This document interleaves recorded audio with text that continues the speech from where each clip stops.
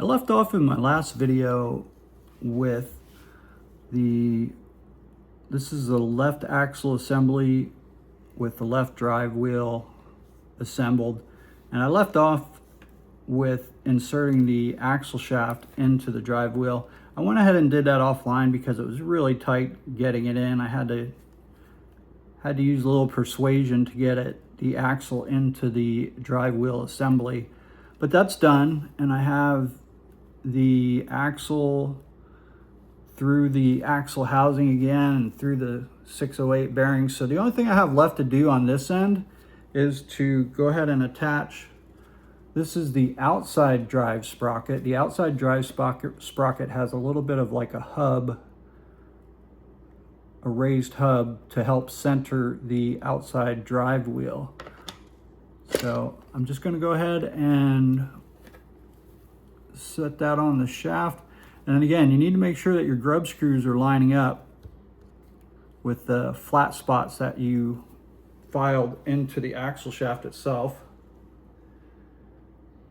And then I'm just going to use a little bit of Loctite on the grub screw.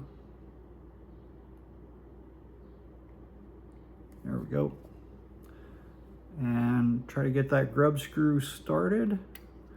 I can see the flat spot on the axle through the opening for the grub screw itself.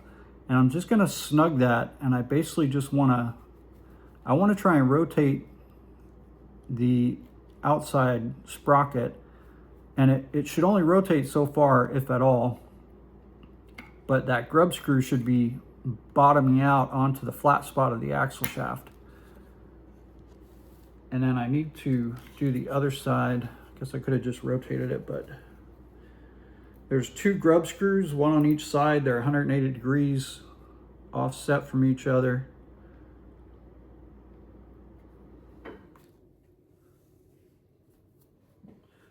So I'm just going to go ahead and put in the second grub screw.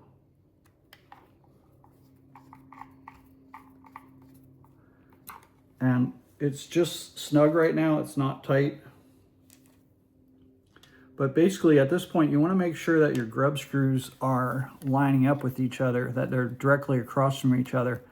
And you need to check that your sprockets are lining up. Because when you go to put the track on, these tubes for the track that join the track together are going to be riding inside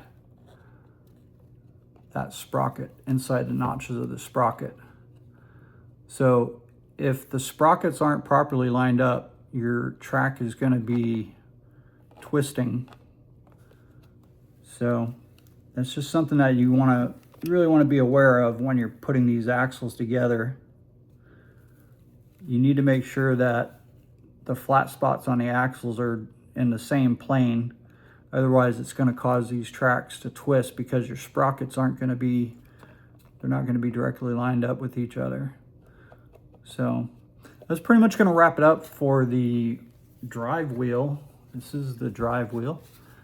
So that's pretty much going to wrap it up. The last thing I have to do is I have to screw the large wheel onto the outside sprocket.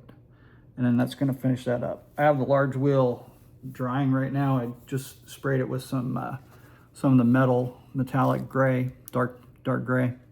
So I'm going to wait for that to dry, and then I'll probably go ahead and finish that up. But basically, that is the rear assembly of the rear drive wheel.